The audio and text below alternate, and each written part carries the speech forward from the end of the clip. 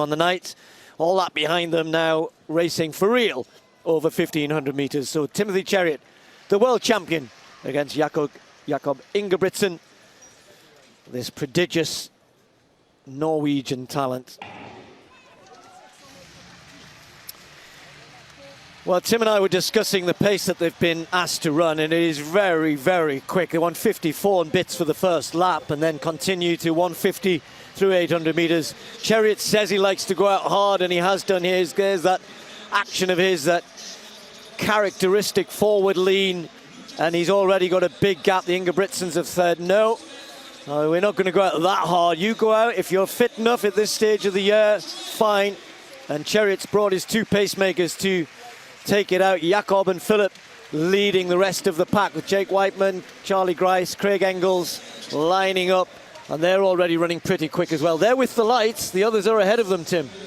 Well, I mean, the way he's set out, you'd think he's attacking the world record here, Cheruiyot. Look at that gap, 15, 17 meters, back to Jakob Ingebrigtsen with his brother Philip in effectively 5th place, but 2nd place at that column at the top of picture.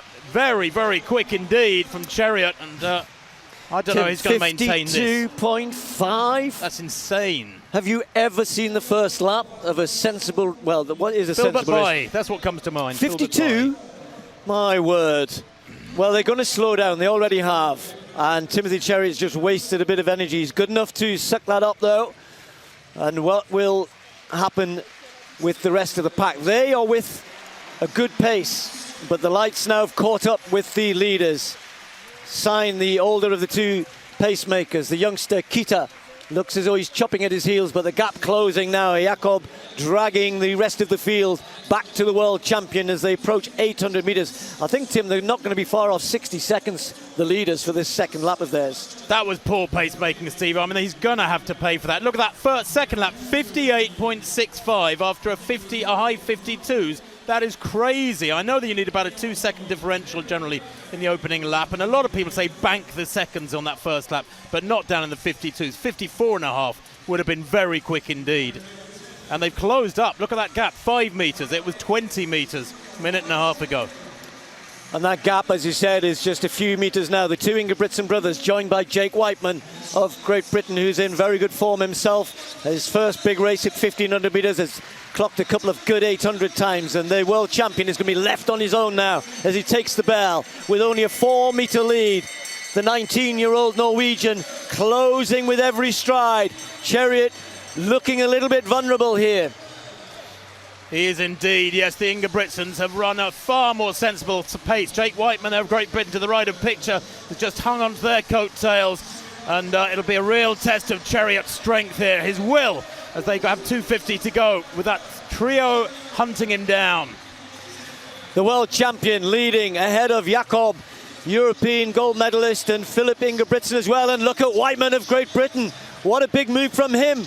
He's still got something left. He just decides to check in behind Jakob. And Cheruiyot got to find something here. He's under pressure, real pressure. The world champion finding a little bit extra, kicks away again. Jakob Ingebrigtsen is still there. It's a meter, it's not shortening. The world champion's going to hang on. Will it be under 3:30? It's well under. And Ingebrigtsen will be rewarded with an incredibly fast time. So will Jake Whiteman of Great Britain.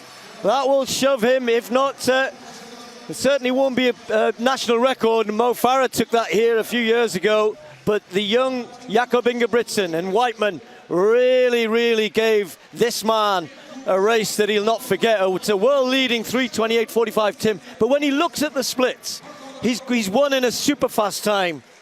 When he looks at the splits, he'll kind of go, wow. And look at that, Jake Whiteman. Well, I can tell he's just moved to 2nd on the British all-time list. Ahead of you? And usurped you-know-who. Oh, that's got to hurt. 3:29.47 for Jake Whiteman. That's not a personal best. That is superhuman from Jake Whiteman. Brilliant stuff in 3rd place. And that acceleration Jake put in with 200 to run. But the pacing, I think, for that trio behind Cheruiyot, Steve, was absolutely perfect. And you have to say credit to the Kenyan for managing to hold it together there, glancing around him, almost smiling, half smile, half grimace there over the last 50 or 60 metres, holding Jakob Ingebrigtsen at bay. I thought he'd be really tested on that final lap, and he was, but he passed the test. He did, and he stood up and he was counted, absolutely. But goodness me, those 2 times Ingebrigtsen and Whiteman behind him, even Philip Ingebrigtsen 3:30. But great running from Jakob Ingebrigtsen and Jake Whiteman, second on the British all-time list, a new record, another one for Jakob Ingebrigtsen. There's Whiteman, he cannot believe how fast he's run. It's Monaco, folks.